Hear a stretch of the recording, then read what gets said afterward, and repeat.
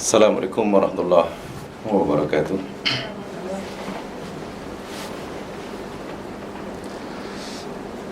Alhamdulillah nahmaduhu wa nasta'inuh wa natubu ilaihi wa nastaghfiruh. Na'udzu billahi min syururi anfusina wa min sayyiati a'malina, may yahdihillahu fala mudilla lahu wa may yudlil fala hadiya lahu. Rabbi shrah li sadri wa yassir li amri wahlul 'uqdatam min lisani yafqahu qawli. Bismillahilladzi la yadurru ma ismihi syai'un fil ardi wala fis sama' wa huwas samiul 'alim. Bismillahilladzi la yadurru ma ismihi syai'un fil ardi wala fis sama' wa huwas samiul 'alim. Bismillahilladzi la yadurru ma ismihi syai'un fil ardi wala fis sama' wa huwas samiul 'alim.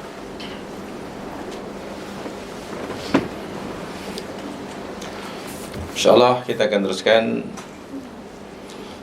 tafsir kita surah Yunus. Hari ini kita akan pelajari mula ayat yang ke-56.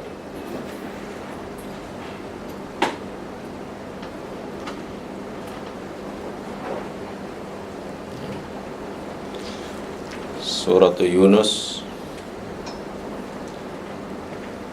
ayat 56.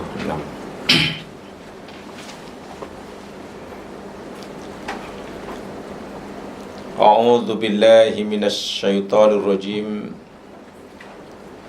Bismillahirrahmanirrahim.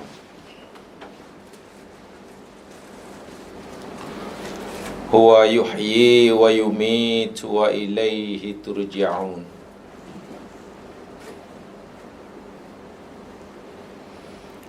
Huwa dia Allah,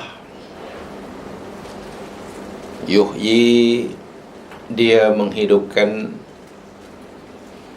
wa yumitu dan dia mematikan, wa ilaihi turja'un dan kepadanya turja'un kamu dikembalikan.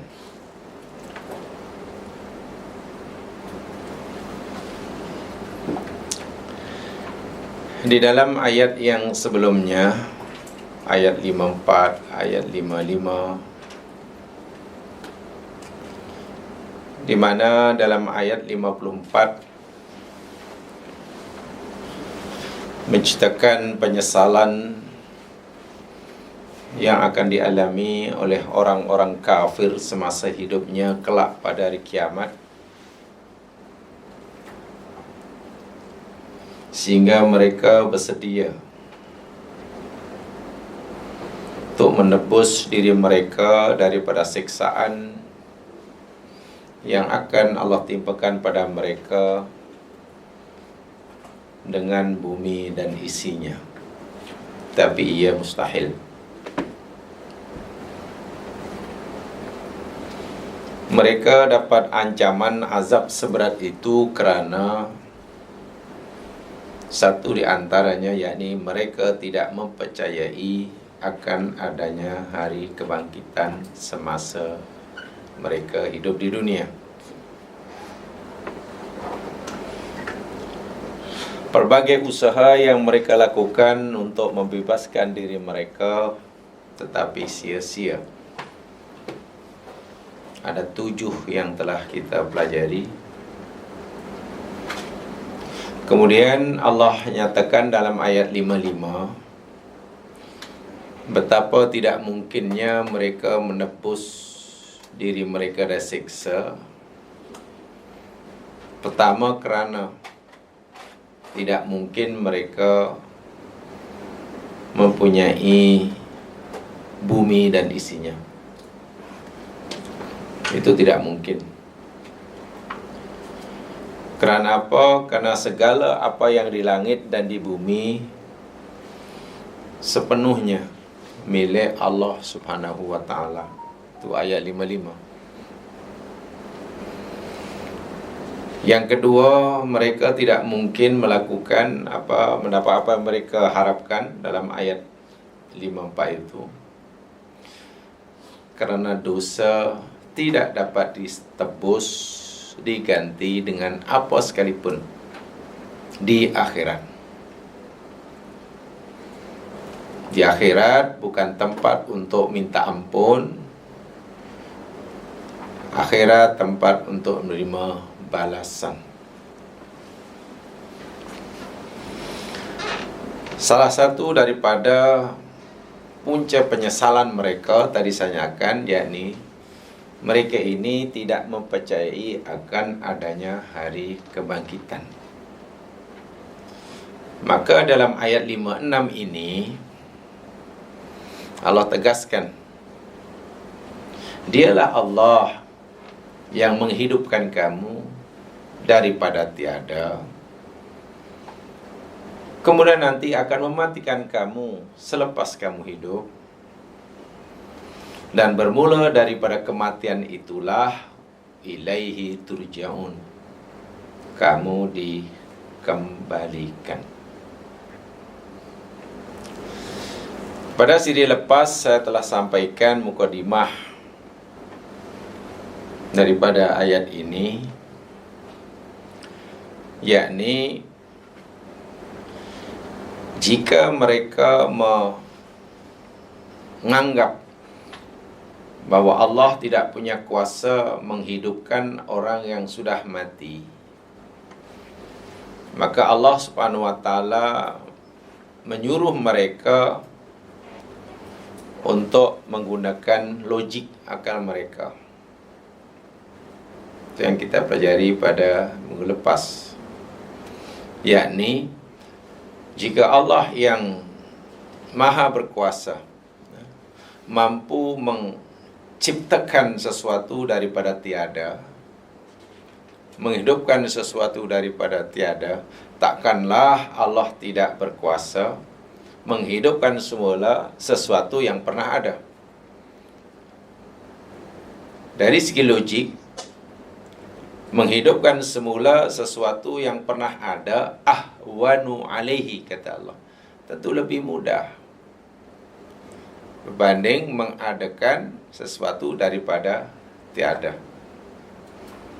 Itu secara logiknya. Walaupun bagi Allah Subhanahu wa taala menghidup atau mematikan, mengadakan dari tiada atau mengadakan semula benda yang pernah ada, sama saja bagi Allah. Tidak ada yang susah. Yang kedua yang saya sampaikan hari ini, yakni Allah berfirman selepas ia memberitahu ia menghidupkan dan mematikan, yuhyi wa yumit, wa ilaihi turja'un.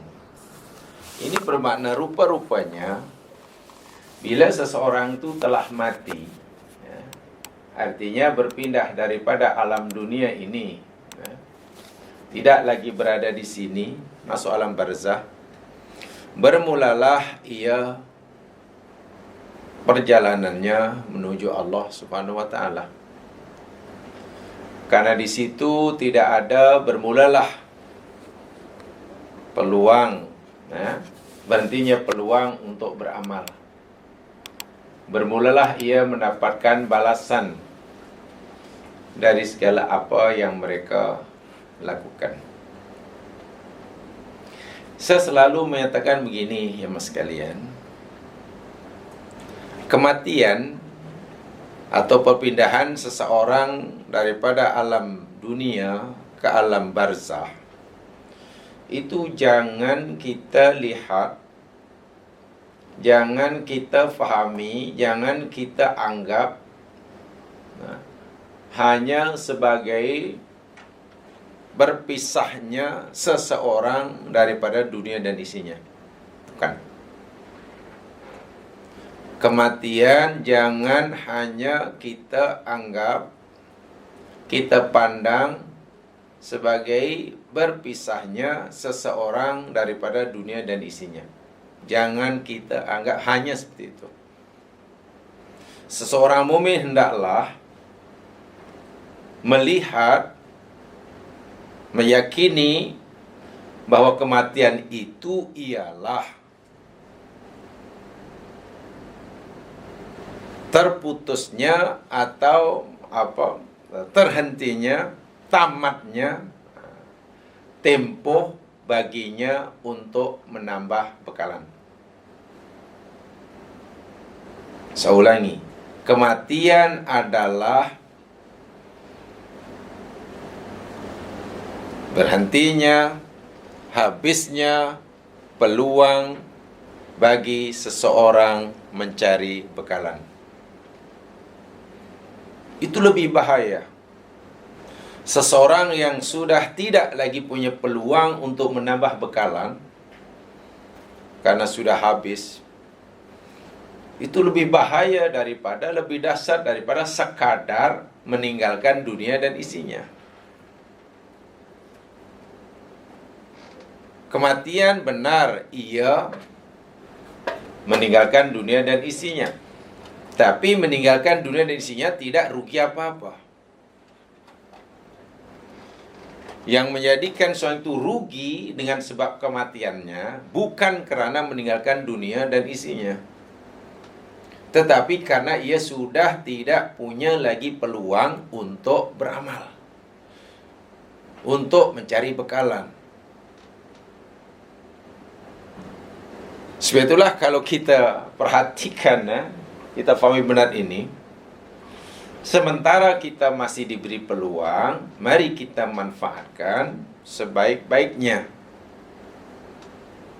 Karena suatu saat peluang ini akan habis, akan tamat, dan tidak ada tambahan masa.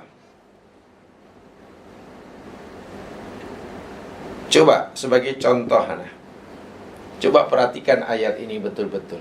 Ini bagi saya bila cerita tentang Allah menghidupkan dan mematikan, dan kepadanya kamu akan dikembalikan. Coba perhatikan ayat ini. Di dalam surah Al-Munafikun. Dalam surah Al-Munafikun. Surah yang ke-63. Jadi saya ingin mengajak jemaah sekalian melihat kematian dari sudut lain. Jangan, saya ulangi, jangan hanya dilihat kematian ini sebagai perpisahan seseorang daripada dunia dan isinya. Ini apa pula ni? Ada sendawa tak? Ha? Bunyi macam sendawa. Ya. Bunyi sendawa pula. Ada Zoom tu. Ya? Awak sebelah sana Zoom tu. Oh iya. Awak dengar Zoom. Ini bukan saya yang sendawa tau. Awak dengar Zoom. Coba perhatikan dalam surah Al-Munafikun ini ayat yang ke-10. Ayat sebenarnya ada 11. Ayat yang ke-10 tu coba perhatikan. Wa anfiqu mimma razaqnakum min qabli ayyatiya ahadakumul maut. Dan infakkan oleh kamu, kata Allah, sebagian rezeki yang kami berikan kepadamu sebelum datang kepada seseorang kamu kematian. Ini kan perintah beramal namanya ni ya. Ini perintah beramal, ini perintah mencari bekalan. Dengan ayat mudah, bukan hanya suruh infak saja sebenarnya. Carilah bekalan sebanyak-banyaknya, carilah bekalan sebanyak-banyaknya. Jangan lepaskan peluang, sekecil apa peluang itu. Sebab perjalanan kamu sangat jauh, panjang dan susah, serta kekal abadi di sana. Kamu mesti telah mempersiapkan, menyediakan bekalan yang cukup. Suatu sementara masih ada peluang, carilah, cari Allah kata. Satu di antaranya menginfakkan. Itu satu di antaranya ya. Tapi maksudnya ya macam-macam. Jadi kita diberi peluang ini untuk mencari bekalan. Sebab Allah kata, jika kamu tidak mencari bekalan sekarang, ketika kamu masih kami beri peluang, kata Allah, nanti bila peluang itu dah habis, dah tamat, fayaqula rabbi, pasti seorang itu akan bertanya, akan memohon, merengek-rengek pada Allah. Ini permintaan terakhir. Laula akhartani ila ajalin qarib. Ya Allah, apalah sudi kiranya Engkau tangguhkan umurku hingga masa yang sedikit. Boleh tak tambah sikit lagi? 5 minit pun jadilah, 3 minit pun jadilah. Tujuannya fa'asaddaqa wa aku minas salihin. Aku nak bersedekah dan aku ingin menjadi orang yang soleh. Tengok. Jadi yang ditakuti seseorang sebenarnya, yang ditakuti seorang ketika Allah mematikannya, bukan takut kerana hendak meninggalkan dunia dan isinya. Bukan. Okeylah, mungkin itu dia takutilah. Tapi ada yang lebih ditakutkan oleh orang yang mati. Hendak mati. Apa yang boleh ditakutkan? Kehilangan peluang, tamatnya tempoh mencari bekalan. Itu luar biasa itu sakitnya. Sebab itu dia minta tambahan masa walaupun sedikit, walaupun sekejap. Saya pernah menyatakan sesuatu yang paling yang paling membuat orang yang mati ini cemburu, iri kepada orang yang masih hidup. Jadi inilah, orang yang nak mati tidak cemburu pada orang yang masih hidup, cemburu kerana jawatannya, tak ada. Karena kedudukannya, karena tidak. Karena status sosialnya, tidak. Karena kejayaan dunianya, tidak. Yang paling dicemburi oleh orang yang mati terhadap orang yang masih hidup, yakni, hei, aku cemburu sungguhlah dengan awak, karena awak masih punya peluang untuk beramal. Aku ni dah tak punya dah. Sikit pun mereka tidak cemburu dengan kejayaan orang lain. Ini yang Allah ingatkan. Sebab bila seorang sudah mati, karena Allah matikan, ilaihi turja'un. Kamu kembali kepadanya dan kamu sudah tidak boleh lagi cari itu, cari ini. Menunggu sajalah balasan dari setiap apa yang dilakukan, Nih, ilahi turja'un. Inna lillahi wa inna ilaihi raji'un itu. Panggil mentality istirja. Mentality istirja. Baik. Itu yang kedua. Kemudian yang ketiga yang saya sampaikan, saya simpulkan saja ayat ini. Di dalam ayat ini Allah Subhanahu wa taala menyebutkan dua sifatnya atau dua perbuatannya kalau dalam ayat ini, yakni yuhyi wa yumit. Ini dua perbuatan, tapi sebenarnya kaitannya dengan sifat Allah al-muhyi dan al-mumitu. Al-muhyi dan al-mumitu itu termasuk al-asmaul husna. Al-muhyil mumitu, al-muhyi al-mumitu. Kedua-duanya adalah sifat Allah. Sifat Allah, yakni sifat fi'liyah Allah. Sifat fi'liyah, perbuatan. Artinya Allah maha menghidupkan, Allah mematikan, Allah hidup jika Allah menghendaki. Jika Allah menghendaki benda ini hidup, hiduplah dia. Jika Allah menghendaki mati, matilah dia. Ini berbeza dengan Al-Qadir. Kalau Al-Qadir yang maha berkuasa, itu bukan sifat fi'liyah, itu sifat dzatiyah. Sifat dzatiyah artinya apa? Zat Allah maha kuasa. Bukan fi'liyah. Jangan kita fahami Allah Maha berkuasa. Jika Allah menghendaki, Allah berkuasa lah. Bila tidak, tidak. Oh, bukan. Tak boleh. Al-Alim, Maha mengetahui. Itu sifat zatiah. Allah Maha mengetahui. Jangan kata Allah Maha mengetahui jika Allah menghendaki. Jika Allah tak menghendaki, Allah tak mengetahui. Tak boleh. Tetapi menghidupkan, mematikan, memberi rezeki, itu fi'liyah. Allah yang Maha memberi rezeki. Artinya, jika Allah menghendaki, hamba ini dapat rezeki, dapat. Jika Allah tak kehendaki, tak dapat. Begitulah. Terpulang kepada kehendak Allah. Bila Allah kehendaki hidup, hiduplah hamba ini. Bila Allah kehendaki mati, matilah. Jadi itu disebut Ismani. Kedua-duanya nama Allah. Sifatani. Kedua sifat Allah. Fi'liyatani. Sifat fi'liyah. Perbuatan. Khasatani billah. Yang keduanya khusus bagi Allah SWT. Artinya apa? Tidak ada selain Allah yang mempunyai sifat yang boleh buat kerja, menghidupkan atau mematikan. Mungkin ada orang kata, memang betul tidak ada selain Allah yang boleh menghidupkan. Itu senang kita faham. Tapi mungkin ada. Kita boleh mematikan. Tak, kita bukan mematikan. Tu ada orang sembelih ayam, dia mati. Mana ia boleh mematikan ayam? Tak, yang mematikan tu Allah. Bezakan antara menyembelih dengan mematikan. Kita yang menyembelih. Allah yang mematikannya.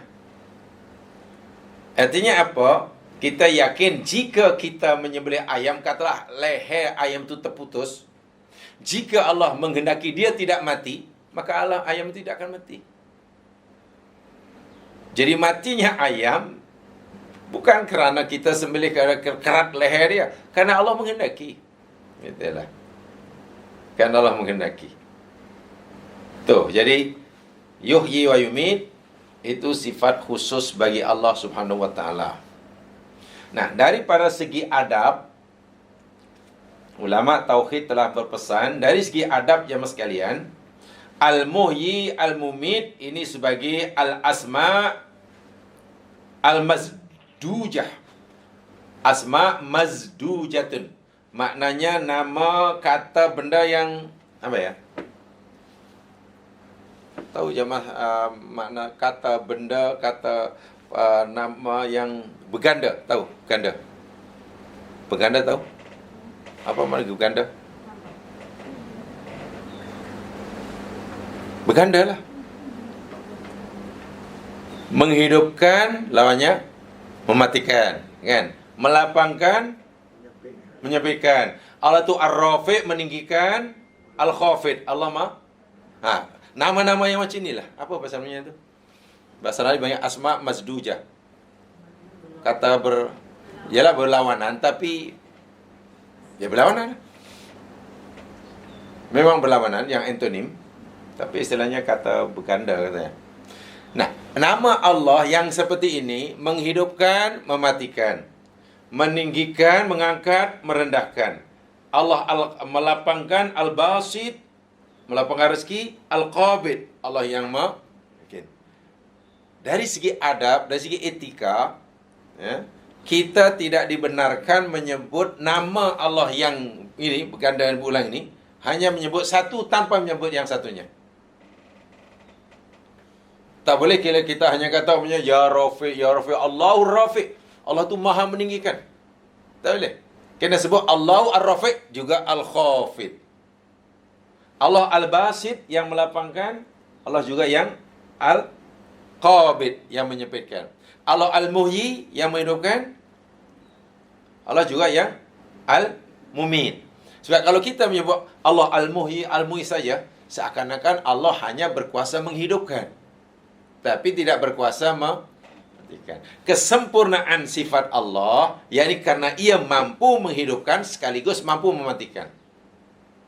Gitulah. Kesempurnaan sifat Allah, ia berkuasa melapangkan rezeki seseorang dan juga berkuasa menyempitkan seseorang. Jadi menyebutnya kena dua-dua sekali. Tidak boleh hanya menyebut satu. Menyebut satu sahaja. Itu maksudnya. Lidzalika fihimal kamal. Karena ia menunjukkan kesempurnaannya.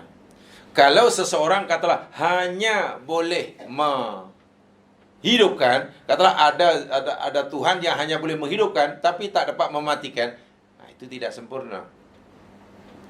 Kalau Tuhan itu hanya dapat mematikan saja tapi tak boleh menghidupkan, itu bukan Tuhan yang sebetulnya. Karena itu kan kepercayaan setengah agama. Contoh banyak dalam agama Hindu ada dipanggil Trimurti. Trimurti. Tri maknanya apa? Tri bermakna tiga. Murti maknanya penguasa. Jadi Trimurti, tiga penguasa. Satu Tuhan, namanya Tuhan Brahma, yang kerjanya dia hanya kuasa mencipta saja. Tak erti nak merusak. Tak erti nak jaga. Dia hanya ada kuasa buat saja. Bila siap apa yang dibuat, siapa yang nak menjaga, serahkan sajalah kepada Wisnu. Kepada Wisnu. Ya, Wisnu ni kerjanya Tuhan jaga je. Tak erti nak cipta.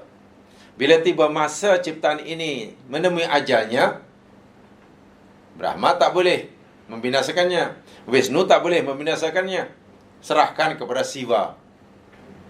Tuhan Siva ini kerjanya hanya. Jadi ketiga-tiga ini hanya punya kebolehan tertentu saja. Yang satu hanya boleh mencipta saja. Yang satu hanya boleh memelihara saja. Yang satu hanya boleh membinasakan saja. Kalau itu tidak sempurna. Tuhan yang sempurna yang boleh melakukan segala-galanya.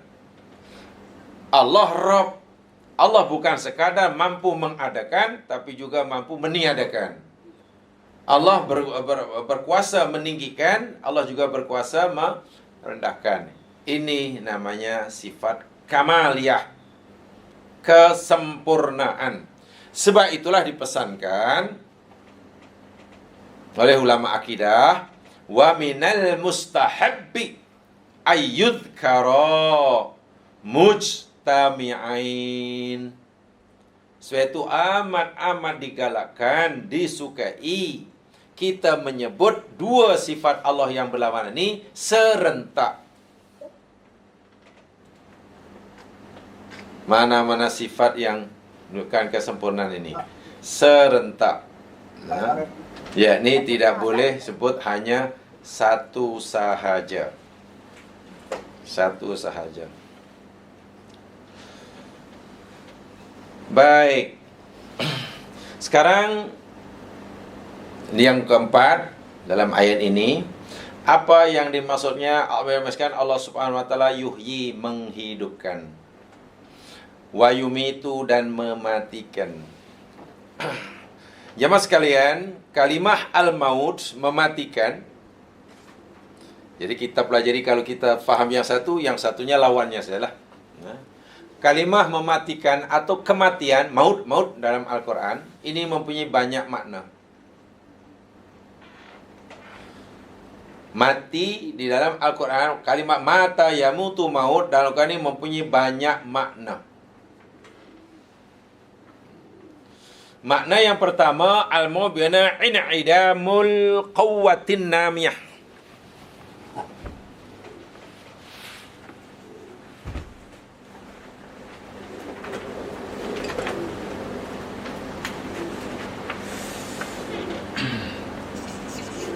Ma'anil maut.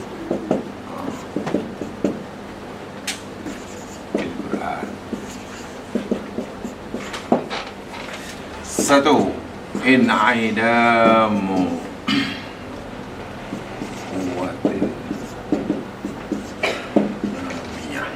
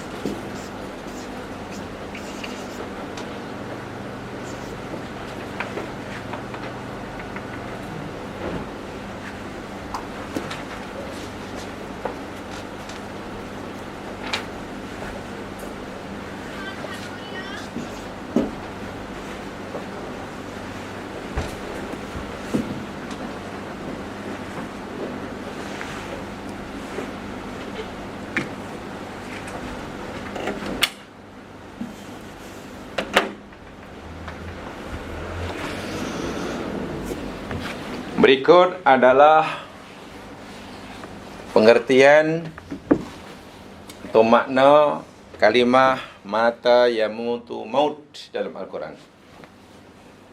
Atau sebenarnya istilah yang tepat dalam istilah tafsir begini ya. Istikhdamu lafdil maut fil Quran. Penggunaan kalimah atau lafaz al-maut di dalam Al-Quran ini mempunyai banyak makna. Al-Quran menggunakan lafaz al-maut itu mempunyai banyak makna. Istikhdamu lafzil maut. Yang pertama, al-maut bimana in'idamul quwwatin namiyah. In'idamul quwwatin namiyah.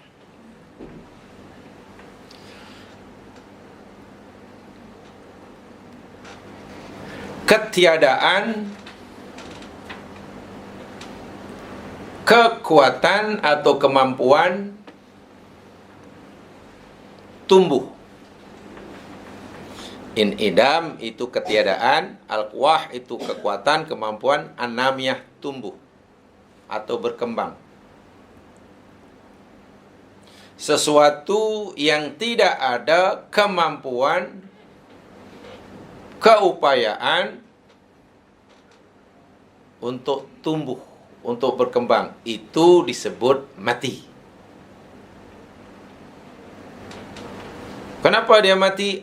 Karena dia tidak ada tak mampu untuk tumbuh, tak mampu untuk berkembang.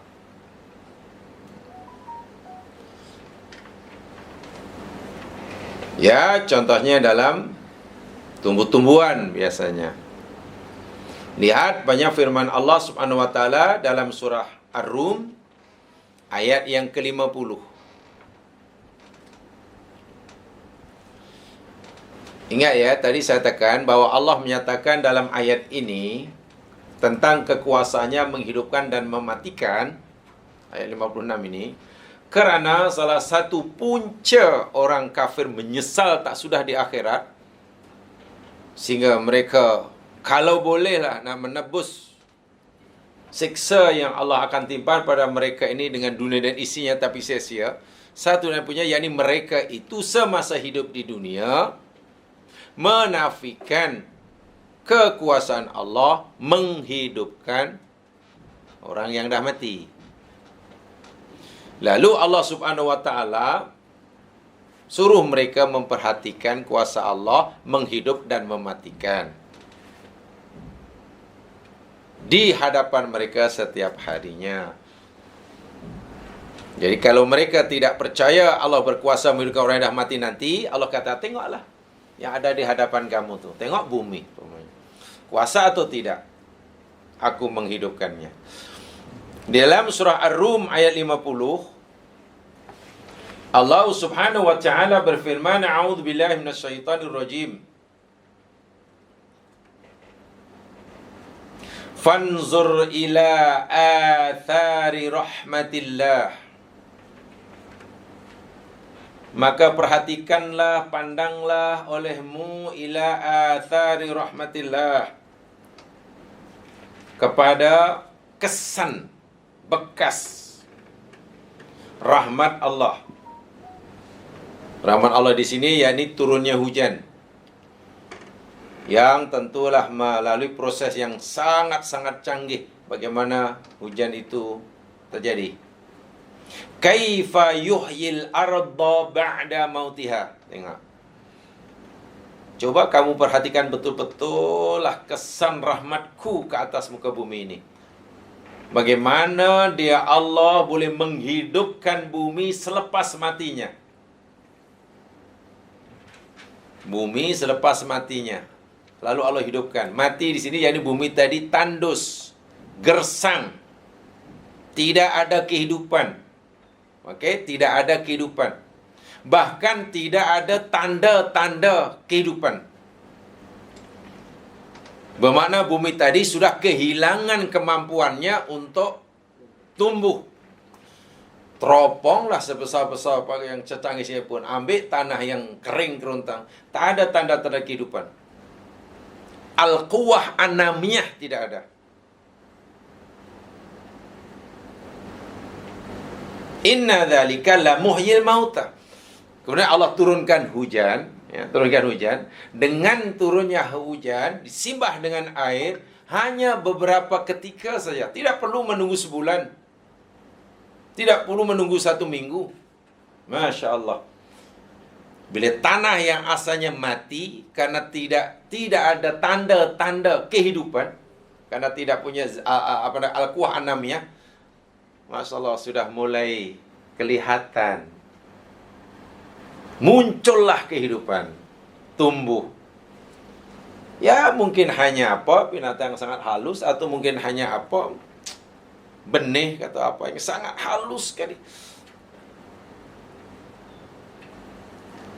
Allah kata itulah bukti nyata di hadapan kamu. Syaratnya kamu pelajari betul-betul bahwa aku, kata Allah, muhyi, zat yang maha menghidupkan sesuatu yang asalnya mati. Bila kamu sudah meyakini kekuasaanku menghidupkan bumi yang asalnya sudah kehilangan al-quwah anamiyah, sekarang kamu lihat sendiri menjadi hutan belantara. Lalu Allah kata, inna dzalika, sesungguhnya yang sedemikian itu, la muhyil mauta, sungguh Allah itu akan menghidupkan orang yang dah mati. Jadi kehidupan orang yang dihidupkannya orang yang dah mati oleh Allah Subhanahu wa taala, Allah samakan dengan ditumbuhkannya pelbagai tumbuh-tumbuhan daripada bumi yang mati. Kita ambil tanah yang gersang, yang kering, yang tandus, tak ada tanda-tanda kehidupan karena tidak ada al-quwah anamiyah. Demikian juga katakanlah kalau orang ambillah umpamanya tulang atau rambut orang yang dah mati yang sudah tertanam puluhan tahun, tak ada tanda-tanda kehidupannya. Sama dengan tanah tadi. Al-quwah anamiyah sama sekali tidak ada. Jadi seakan-akan Allah berfirman begini, wahai kamu orang kafir yang tidak mengakui kekuasaan aku menghidupkan yang dah mati, sekarang kamu percaya atau tidak bahwa kawasan tempat kamu tinggal itu asalnya gersang? Kan tiap hari kamu nampak gersang, kering, keruntang, tidak ada tanah. Dengan sebab aku turunkan hujan, semudah itu kemudian ketemu. Kamu percaya bahwa aku berkuasa menghidupkan dia yang mati? Orang kafir kata, ya kami percaya Allah itu. Jika kamu dah percaya aku ni punya kuasa menghidupkan tanah yang mati, memberikan al-quwah anamiyah kepada tanah setelah ia kehilangannya, tidak mempunyainya, takkan kamu tidak percaya bahwa aku juga berkuasa menghidupkan tulang-tulang yang dah reput itu. Begitulah maksudnya. Sebab Allah kata, inna dzalika, sesungguhnya yang sedemikian itu. Jadi semudah itulah nanti Allah menghidupkan orang yang dah mati, yang dah jadi tulang, reput. Semudah Allah menghidupkan tanah yang tandus, hanya dengan disiram dengan air hujan, tumbuh pelbagai macam tumbuhan yang beraneka ragam. Di mana sebelum terjadinya hujan, sama sekali tidak ada kehidupan. Bahkan tanda-tanda kehidupan pun tidak ada. Itu namanya in'idamul quwwatil namiyah. Yang kedua, makna al-maut. Jadi maut jangan hanya diartikan mati seperti mana yang terjemahan umum ya begitu. Ini saya sampaikan ini istikhdamu asrarul istidami lafdil maut. Kalau dalam istilah tafsirnya, penggunaan lafaz maut itu rupanya mempunyai makna yang bermacam-macam. Yang keduanya, maut yakni diartikan sebagai zawalul quwwatil khisasah. Zawalul quwwatil khisasah. Kalau tadi inidam, idam tu ketiadaan, zawal itu hilang. Hilangnya kemampuan, kekuatan merasa. Khisasah tu merasakan. Ya mas sekalian, bila kita sakit, orang nak dioperasi pasti sakit lah. Ditoreh-toreh apa, pasti sakit. Macam mana supaya ia tidak merasa sakit? Macam mana supaya ia tidak rasa sakit sebelum operasi? Dibius kan? Jadi bius itu tujuannya apa tu ya? Menghilangkan dalam bahasa Arabnya ini untuk zawal, untuk menghilangkan kemampuan merasai, supaya otak, supaya saraf kita lupa. Kan begitu hakikatnya. Bukan sakitnya yang hilang sebenarnya, otak yang bagian merasa. Jadi bagian otak sensorik sudah tidak rasa lagi panas ke, sejuk ke, perih ke, pedih ke. Saraf bagian sensorik sudah tidak berfungsi lagi. Bagaimana caranya? Dibius. Jadi bius itu tujuannya sebenarnya untuk menghilangkan kemampuan merasa. Itu fungsi bius.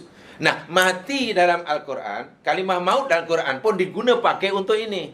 Bermakna hilangnya kemampuan seseorang merasai sakit. Faham? Bukan mati maknanya mati apa? Mati dalam pengertian umum ni lah, bukan maknanya mati. Ya mati ya. Jadi kalau kita sakit, kita tentu tak nak rasa sakit. Ini diguna pakai, ini menurut setengah mufasir kini ya. Kalau kita lihat dalam tafsir-tafsir dahulu memang tidak ada. Bila tafsir oleh sarjana kini, lihat firman Allah dalam surah Maryam ayat 23. Ini kita tidak temukan ya kalau kita baca tafsir-tafsir klasik ya, sekarang dalam abad 7 itu memang tidak ada lah.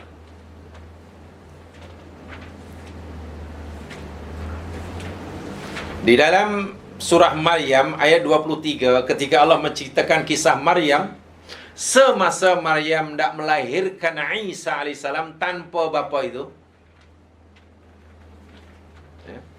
Semasa Maryam alaihissalam hendak melahirkan Isa tanpa bapa.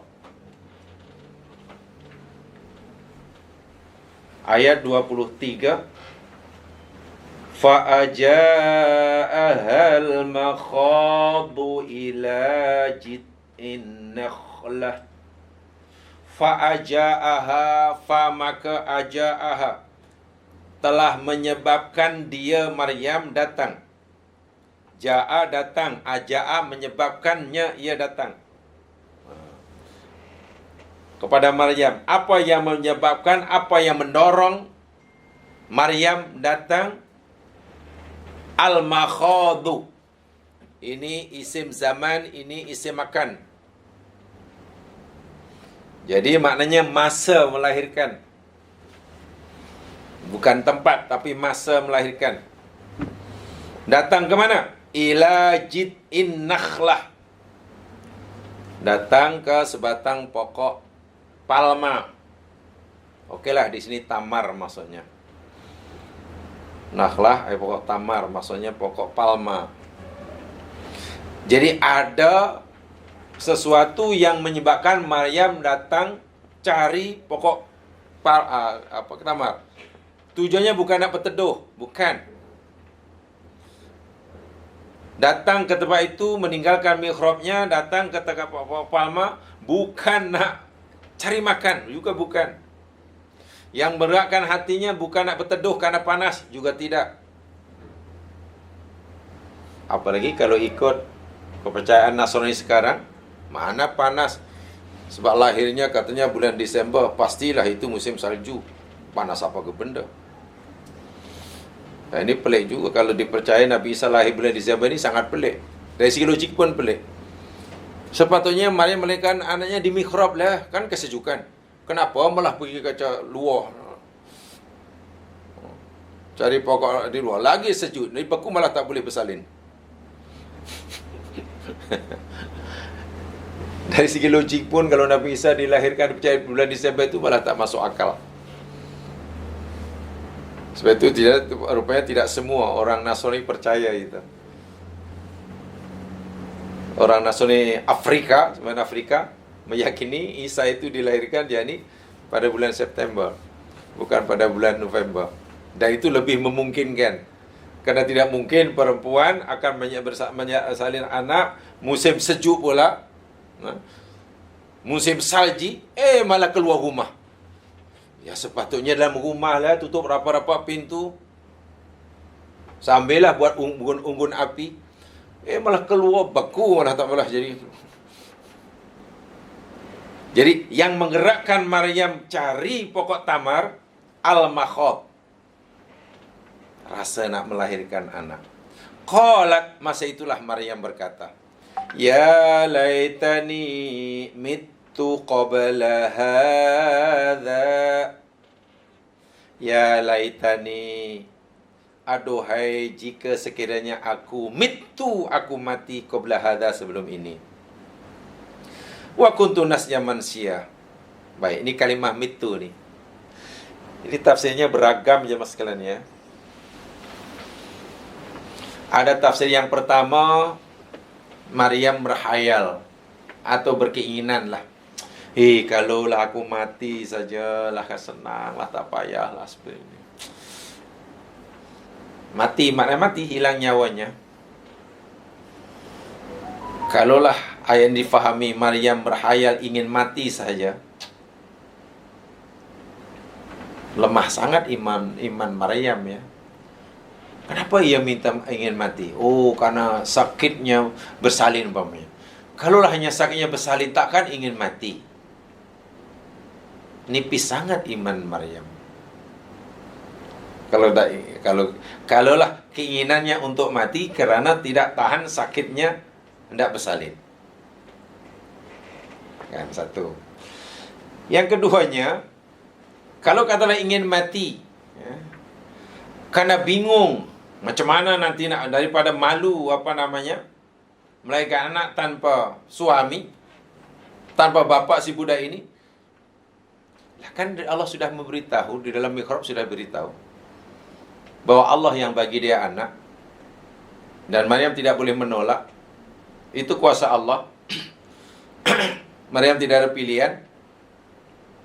Bila tak ada pilihan, nanti bila Maryam menghadapi masalah, Allah sendiri akan menyelesaikannya. Kenapa mesti khawatir ada masalah sebesar itu jika Allah sendiri berjanji untuk menyelesaikan masalahnya? Itu jika diartikan Maryam ingin mati karena daripada hidup, istilahnya menanggung malu. Macam mana nanti orang dituduh, tak tahan dengan tuduhan orang. Ada yang mengatakan begitu. Tapi dari segi bahasa, ini yang ketiga yang saya sampaikan, yang kaitan ni lah. Maryam berkata la ya laitani mittu di sini. Aduhai jika sekiranya, ya memang waktu tu dia sakit, hendak melahirkan anak, tentu mengalami penderitaan, sakit, dan dia menginginkan sangat, berharap sangat. Nih, zawalul quwwatil hisasah. Dia mengharapkan sangat bahwasanya sakit yang dialami semasa hendak melahirkan anak ini hilang. Kalau masa itu ada doktor, senanglah, dibiuslah, dilalaikanlah, dipingsankanlah. Tapi kan belum ada. Nah, ini makna maut yang kedua. Hilangnya keupayaan merasa. Dan itu wajar. Mengingat seperti itu wajar. Itu makna yang kedua, al-maut. Jadi bukan mati pindah ke alam barzah, bukan. Saya kata tadi, ayat ini macam-macam tafsirnya. Ini salah satu daripada yang tafsir-tafsir itu, ya. Yang ketiga, mata yamutu, maut di dalam Al-Quran diguna pakai untuk makna zawalul quwwatil aqilah. Zawalul quwwatil aqilah. Apa tadi zawal? Hilang, ya. Hilangnya kekuatan, kemampuan aqilah, berfikir, berakal. Ya, kalau dalam bahasa Al-Quran lah, Allah yang sudah sebut, mereka ada mata, tapi mereka tidak melihat dengannya. Ada telinga, tidak mendengar dengannya. Ada hati, tidak berfikir dengannya, tidak faham dengannya. Nah, orang yang sudah kehilangan keupayaan berfikir, sudah kehilangan kemampuan mendengar dengan telinganya, telinganya sehat, tidak punya keupayaan melihat, basor, penglihatannya, matanya sehat, tidak mempunyai kemampuan berfikir, memahami, Allah bagi otak, orang ini disebut mati. Pernah dahulu kita sudah pelajari, ya, alat yang Allah ciptakan untuk kita mendengari namanya, bahasa Arabnya udhunun, kan? Udhunun telinga. Fungsinya untuk sam'un. Udhunun fungsinya untuk sam'un. Ainun fungsinya untuk basorun, kan? Basorun. Telinganya sehat, tapi tidak berfungsi untuk sam'un. Sam'un di sini bukan mendengar suara, bukan, ya. Kalau saya tidak salah dulu pernah sampaikan ada 4 maknanya, ya. Itu dalam siri 4, tengok sajalah catatannya. Sami'ah dalam Al-Quran ini maknanya bukan mendengar karena tak peka, bukan. Satu, sami'ah maknanya idrakul saur. Satu, sam'un maknanya yakni al-fahmu. Ketiga, sam'un maknanya al-qabul. Yang keempat, yakni al-qabul wal inqiyad. Kalau saya tidak salah ada 4, saya pernah sampaikan itu. Yang di sini maksudnya sam'un itu mendengar, menerima, mendengar apa yang disampaikan, mendengar, kemudian memahami yang dia dengar, kemudian menerima apa yang difahami itu dan mengamalkannya. Itu mana sam'un yang dimaksudkan Al-Quran. Katalah kita orang Islam mendengar azan hayya 'alas shalah. Awak dengar tadi azan? Oh, saya dengar. Itu baru dengar biasalah, asal kita tak peka dengarlah suara itu. Hayya 'alas shalah, halas shalah.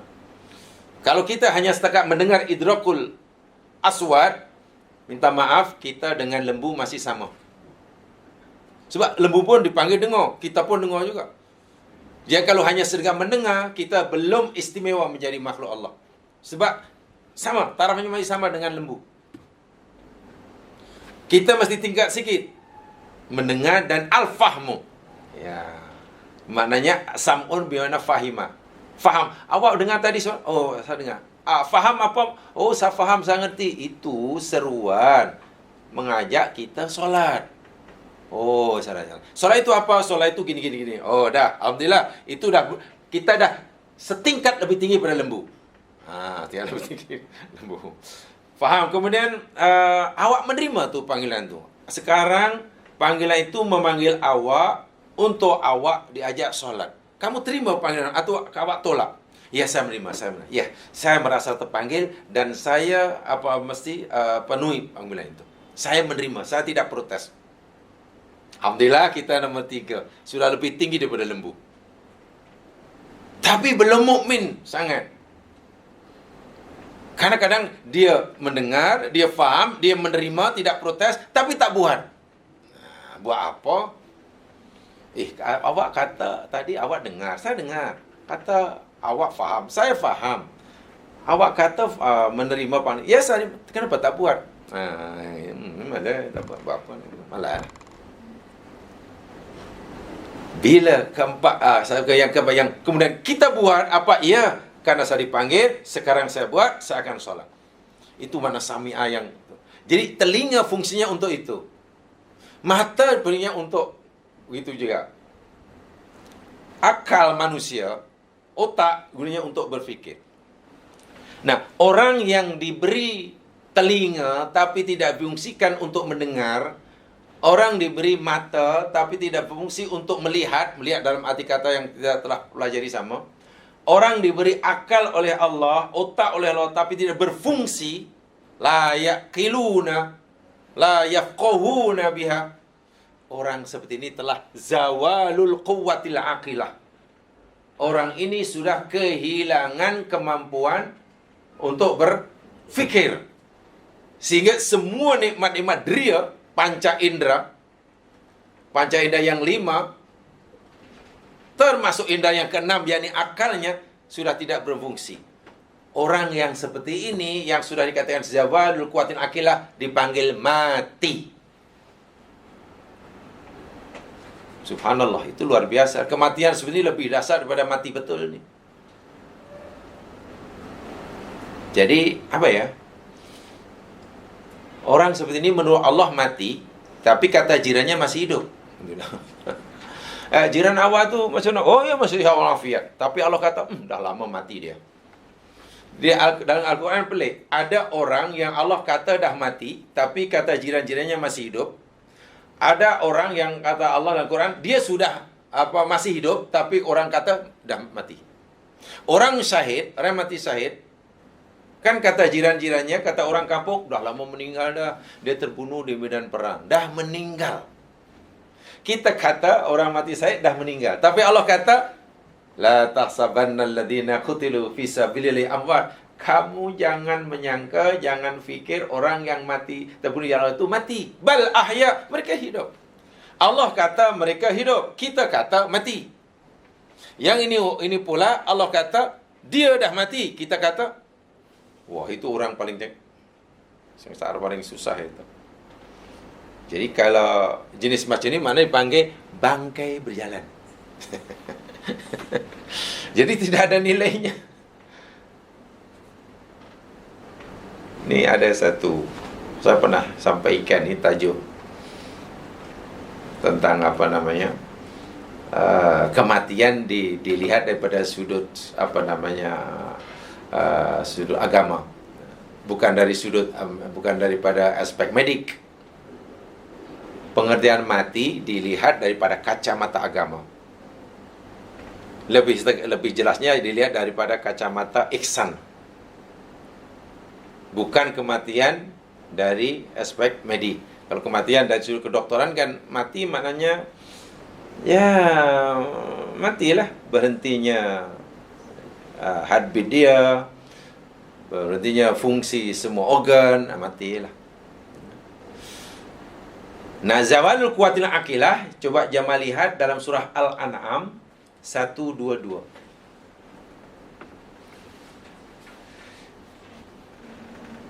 Inilah bila orang seperti ini habislah. Memang di akhirat masuk neraka yang Allah nyatakan dalam ayat 54 itulah. Menyesal tak sudah, berusaha untuk menyelamatkan diri pada neraka dengan pelbagai cara. 7 usaha mereka telah kita pelajari, tapi semua sia-sia. Yang terakhir mereka suruh diam dalam neraka dan peka abisu selama-lamanya. Dalam surah Al-An'am 122 Allah berfirman, A'udzu billahi minasy syaithanir rajim. Awaman kana maitan fa ahyainah. Dan adakah orang yang siapa yang adalah dia mati? Dia mati. Fa ahyainahu, lalu kami, kata Allah, menghidupkannya. Orang ini mati, kata Allah, lalu kami hidupkan dia.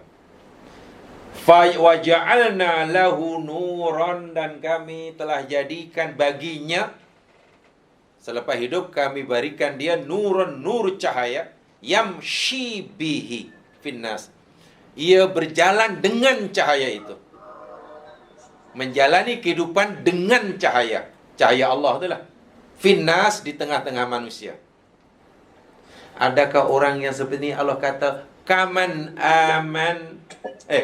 mathaluhu, seperti mana orang yang perumpamaannya fidzulumat, berada di dalam kegelapan-kegelapan, laisa bi kharijim minha, yang dia tiada mampu keluar daripadanya.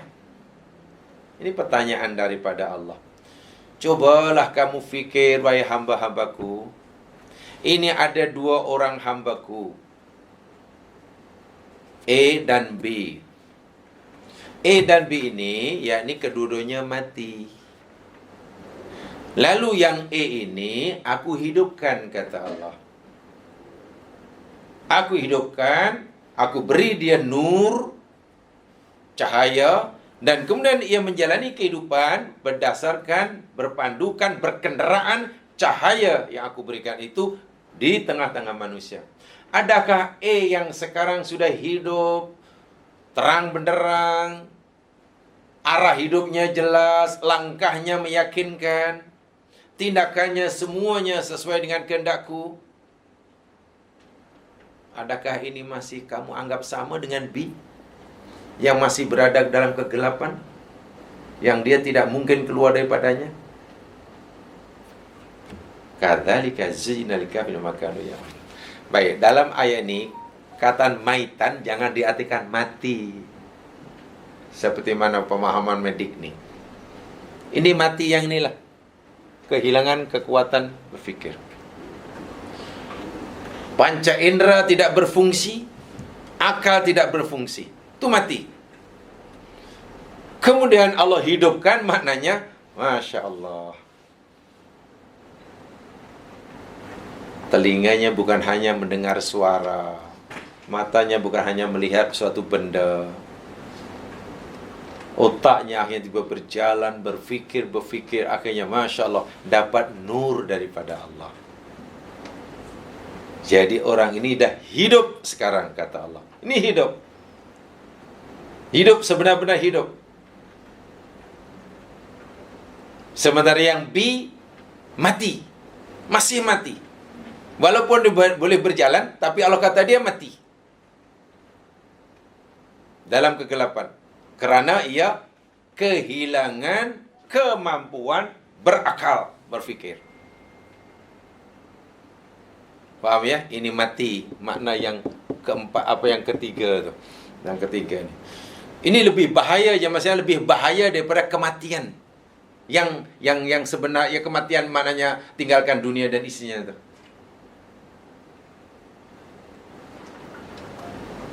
Sebab itu, apa ya? Kita mesti bijak ya dalam melihat kematian ini. Jangan kita melihat kematian tu hanya berhentinya nafas, pindah ke alam barzah. Kalaulah kematian itu kita anggap, nanti akhirnya kita pasti takut. Yang kita takuti itu meninggalkan dunia dan isinya. Tapi kalau kematian ini yang kita fahami, sekarang ini ketakutan setiap hari kita. Kita lebih takut mati yang ini daripada mati dah tak boleh bernafas. Sebab kematian dalam arti kata zawalul quwwatil aqilah itu lebih bahaya. Tak bahaya macam mana? Dia makannya masih kuat coba. Makan kuat. Habiskan boreh aja.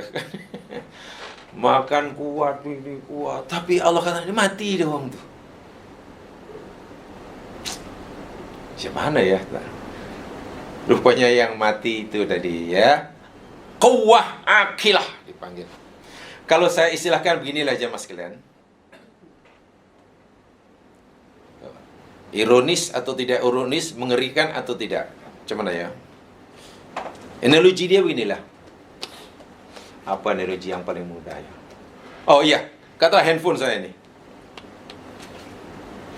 Jamaah punya handphone katalah yang paling canggih lah, keluaran terbaru, produk terbaru daripada syarikat elektronik terkenal. Handphone apa yang paling canggih Pak Aziz sekarang? Yang keluar paling canggih apa? Tak tahu ya? Saya tak tahu lama je. Tahu lah. Samsung lah. Samsung ke, Apple ke, Oppo ke. Kata paling canggih, memang canggih sungguh handphone tu. Harga mahal. Wah, ada brand lah. Kalau orang pakai pun, wah itu pasti mahal, itu pasti canggih. Iyalah namanya pun. Tapi jika telefon tercanggih sekalipun jemaah sekalian, SIM card tidak ada, macam mana agaknya? Akhirnya kita kan pura-pura kan? Kan hanya untuk bergaya kan? SIM card tak ada. Bila SIM card tak ada, lalu untuk apa? Untuk komunikasi tak boleh, untuk terima mesej tak boleh, kan? Untuk terima, ya SIM card tak ada. Itu ibaratnya manusia jamaah sekalian. Bajunya mahal, kasutnya mahal, segala-galanya mahal, aksesorisnya mahal. Setiap kali keluar rumah saja, nilai perhiasannya itu mungkin 200,000 setiap kali ke rumah. Kalau dinilai daripada hujung kepala hingga hujung kaki. Itu yang termurah itu 200,000 tu bila nak pergi pasar raya lah. Kalau pergi ke duri kahwin 1 juta nilai dia yang ada dalam badannya. Ya apa tidaknya tudung saja 150,000. Itu baru tudungnya. Belum rantai dia, belum cincinnya saja sudah 600,000. Macam mana? Gigi dah tak gigi. Bagnya 400. Kan dah 1 juta. Kasut belum apa yang dalam isi bagnya. Nilai dia juta sekali tampil. Kalaulah SIM card-nya tak ada atau SIM card rusak, apa yang ada dalam diri orang ini? Ingat ya, SIM card ni tujuan untuk komunikasi kan, supaya berfungsi. Boleh bercakap dengan orang jauh, boleh terima, boleh hantar mesej. Nah, SIM card kita ni apa agaknya? Dalam SIM card kita ni apa agaknya? Hati. Betul. SIM card kita ni hati. Hati itulah yang boleh SMS dengan Allah, boleh telefon dengan Allah. Bahasa mudahnya, Allah hantar WhatsApp kita. Oh, Allah sedang hantar ni mesej ni. Dan kita juga boleh hantar mesej kepada Allah SWT. Kita boleh bercakap bila-bila masa. Bahkan kita boleh download berita-berita daripada ni. Kalau hati ini elok. Kalau SIM card-nya cantik, berfungsi, Masya Allah, walaupun telefonnya mungkin ya sederhana, bila hati seseorang itu berfungsi, ibarat SIM card berfungsi, walaupun penampilannya sederhana, rumahnya tidak seberapa, ya kasutnya pun ya itu-itu aja, selipar Jepun, hari-hari boleh bercakap dengan Tuhannya. Bahasa mudah lah, hari-hari boleh bermesraan, berwhatsapp dengan Allah. Itu luar biasa itu. Orang seperti ini pasti gembira di mana-mana. Tapi bila hati mati, ibarat handphone mahal, SIM card tak ada, rusak, inilah orang yang mati. Orang yang orang kata dia sebenarnya mayit itu. Mayit berjalan. Wa'iyadzubillah tumzillah. Itu paling bahaya. So itu yang perlulah, bagi saya perlu diubah persepsi kita tentang kematian itu apa.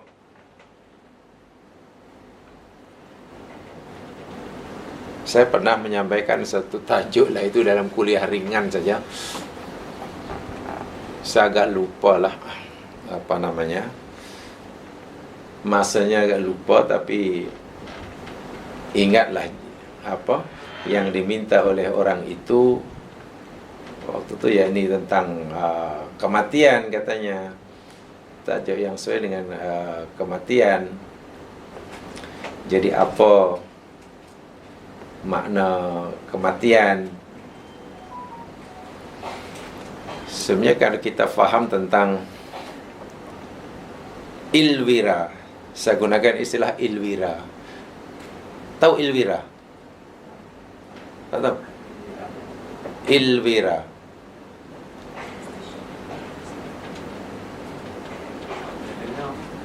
ILWIRA.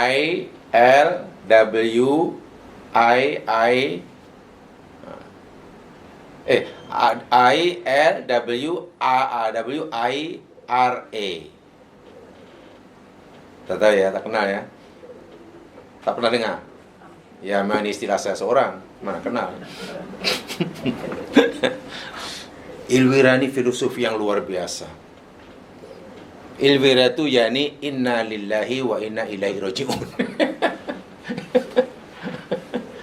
Lah iyalah coba. Ilwira, inna lillahi wa inna Ya, saya pernah sampaikan tajuk itu karena apa rasa-rasa. Jadi biasanya kalau hanya sesekali itu saya cari yang orang mudah ingat sampai bila-bila macam tu. Apa yang biasa. Jadi saya hanya menyampaikan filosofi innalillahi wa inna. Sebab hidup kita cuma innalillahi wa inna ilaihi. Innalillahi ni bukan semasa kita dah mati ya. Kan sekarang kita innalillahi ni sentiasa meyakinkan diri kita bahawa kita ini milik Allah, ciptaan Allah, dikuasai oleh Allah, dan suatu saat akan kembalikan, begitu kan? Itu ilwira itu. Nak sebut panjang sangat, inna lillahi wa inna ilaihi raji'un. Ilwira aja lah. Bila orang faham ilwira, telinga kita nanti kita akan gunakan sesuai dengan yang si pemberi telinga, gitu kan? Orang yang tidak punya mentaliti ilwira, jamaah sekalian, pasti akan berbuat sewenang-wenang. Yang penting ana suka. Yang penting gua suka. Itu ilwira apa ke benda? Ilwira itu sangat dalam sekali itu maknanya. Jadi pastikan sebelum kita, jangan sampai kita mati. Gitu lah. Hidup ni kita jangan sampai kita mati. Sehingga kita gunakan ini sesuai dengan kehendak dia. Tak boleh semau gue. Gitu lah. Macam mana semau gue? Semuanya milik Allah. Semuanya ciptaan dia. Semuanya kembali kepadanya. Jadi memang sangat perlulah memahami kematian dari persepsi yang betul. Jangan hanya lihat kematian itu lawan kehidupan.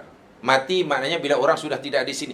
Kalau itu kefahaman kita selama ini dan kita pegangi betul-betul, nanti kita rugi. Kita rugi. Betul ya? Kemudian yang keempat, penggunaan kalimah al-maut di dalam Al-Quran. Yang keempat mana? Yakni al-hazanu wal-alamu. Al-hazan wal-alam. Kesedihan, kesakitan,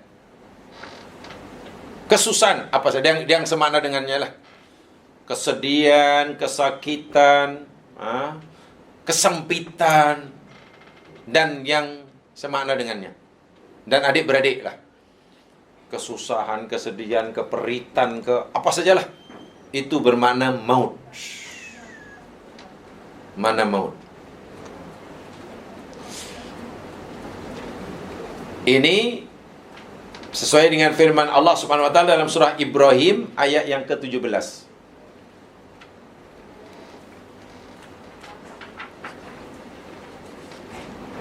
Ibrahim ayat 17.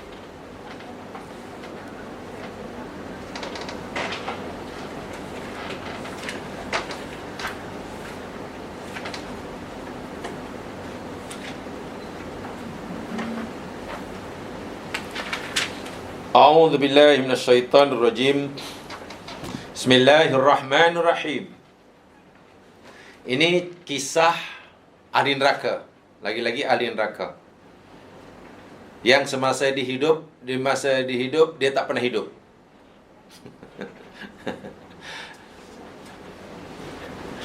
Jadi ada satu ayat ya yang mungkin tidak ramai yang memahami seperti itu. Kan dalam surah Al-Mulk apa? Waladzi khalaqal mauta wal hayata kan. Dialah Allah yang menciptakan kematian dan kehidupan. Dalam ayat ini yuhyi wa yumit nih. Dalam surah Al-Ibrahim ini ya mas sekalian, Allah cerita tentang orang kafir itulah yang semasa hidup dia mati dan selepas mati dia hidup. Oh, lagi bingung tuh memahaminya. Masa di dunia dia mati. Mati maksudnya mati yang tadilah, yang ketiga tu ya. Orang kafir masa di dunia dia mati. Nanti bila dah mati, pindah ke alam barzah, dia baru hidup. Hidup maknanya karena semua yang dahulu dinafikan dipercayainya. Lah iyalah rupa-rupanya. Percaya 100% tentang alam kubur, tentang sisa kubur. Tiba-tiba cerdas, tidak ada yang dinafikan. Itu hidup betul lah tu. Di dunia mati. Jadi dia orang kafir mati. Di dunia mati hidup. Orang yang baik di dunia hidup dan nanti dia tidak terkejut lah. Di alam barzah tidak terkejut karena dia sudah yakini. Orang kafir nanti bila di akhirat kan masuk jahanam. Dinyata dalam ayat 16 tu kan masuk jahanam dan diberi minuman ma'in sadid. Air panas daripada nanah dan lain sebagainya. Yatajarra'uhu, ia akan meminumnya, meneguknya. Sikit-sikit minuman panas yang tak sedap tu. Wala yakadu yusihu, hampir-hampir dia tidak dapat menelannya karena pekatnya. Pekat dan panasnya. Waliyadzubillah. Wa ya'tihil mautu min kulli makanin, dan datang kepada si kafir ini kematian dari tiap-tiap tempat. Kanan, kiri, depan, belakang, atas, bawah. Kematian mendatanginya. Wa ma huwa bimayyit, sedangkan dia tidaklah akan mati. Sedangkan dia tidak akan mati. Mayit di sini maknanya akan mati. Dahulu pernah kita pelajari. Wa min wara'i adzabun ghalid. Dan di belakangnya pula, mana selepasnya masih ada lagi azab yang sangat pedih. Coba apa yang dimaksudkan kematian di sini? Orang kafir di dalam neraka disiksa sangat dahsyat. Kematian mendatangnya dari tiap-tiap tempat. Kematian ini jangan dianggap mati hilangnya nyawa, tidak. Karena mereka tidak akan hilang nyawa. Di akhirat tidak akan mati. Dalam barzah tidak, dalam neraka tidak akan mati. Mayit ini difahami oleh mufassir kini. Ini dia. Kesedihan, kesusahan, kepedihan, kesakitan, dan macam-macam. Itu makna mata di dalam ayat ini. Mayit dalam ayat ini. Bahkan juga ada mati itu disamakan dengan tidur. Ada yang berkata. Bagi ringkas kata, kalimah maut dalam Al-Quran rupanya tidak hanya merujuk pada satu makna. Dari sekian banyak makna ini, di samping makna yang kita fahami selama mati, maknanya sudah tidak lagi di dunia, masuk ke alam barzah, itu fahaman yang sangat umum sekali. Betul, tidak salah. Tidak salah. Tetapi kalaulah kematian itu kita hanya fahami sebagai perpisahnya seseorang akan dunia dan isinya, ya nanti pasti akan orang takut mati, sehingga dia ingin hidup terus. Dan itu tidak mungkin. Orang tidak mungkin akan hidup terus, pasti mati. Sedangkan dia takut mati dan ingin hidup terus, kan akhirnya kecewa nanti. Sebab itulah kematian hendaklah kita lihat yang lebih cerdas lagi. Macam mana melihat kematian lebih cerdas? Kematian yang sebenarnya ialah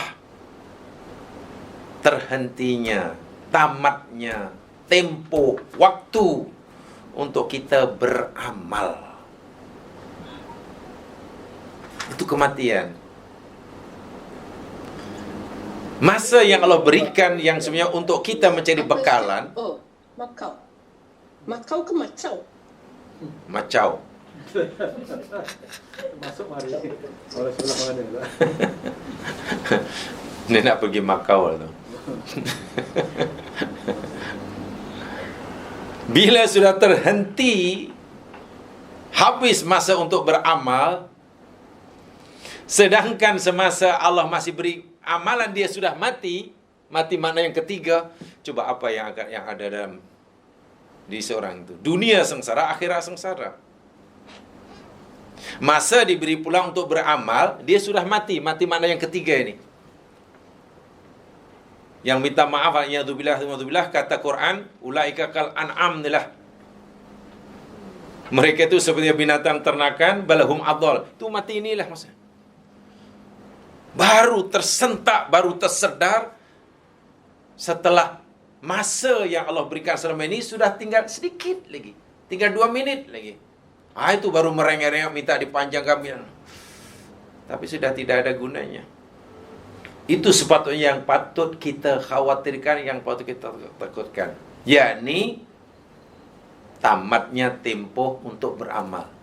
Itu yang patut kita takutkan. Sebab berpisahnya kita dengan dunia isinya itu tidak menakutkan sebenarnya. Jika orang itu sudah cukup bekalan. Bagi orang yang hidup, mana orang yang tidak mati dan pun yang ketiga ini, meninggalkan dunia dan isinya bila-bila masa tidak jadi masalah. Umur 20 tahun ke, umur 40 tahun ke, 50 tahun. Baginya tak ada masalah. Bukan panjang pendeknya umur bagi orang yang tidak mati dalam pengertian yang ketiga ini. Mau panjang, kamu pendek, baginya serupa. Bahkan makin pendek, makin bagus. Asal dia sudah hidup selama-lamanya.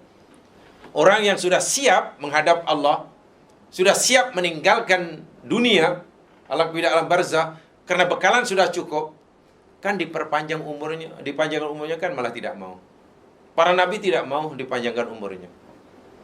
Setiap nabi, kata Rasulullah SAW, bila tiba ajalnya, diberi tawaran, disuruh memilih, nak tambah lagi umur ke atau nak mati. Tapi mereka tidak ada yang minta ditambahkan umurnya, karena sudah siap, sudah cukup hidup. Tinggal masanya untuk rehat, untuk rehat. Nih, jadi saya ulangi ini, saya tekankan, karena inilah punca penyesalan yang dahsyat yang dialami oleh orang kafir yang Allah sebut dalam ayat 54 sebelumnya. Mereka lupa akan hakikat kehidupan. Yuhyi wa yumit. Wa ilaihi turja'un. Wa ilaihi turja'un. Begitu. Jemaah sekalian, mudah-mudahan ini dapat dijadikan panduan lah untuk hanya saya pesan lagi sekali, ya berusahalah kita untuk memahami persepsi kita tentang kematian ini. Jangan hanya kita lihat hanya sebagai pisahnya kita di dunia dan isinya. Jangan hanya setakat itu maksud saya.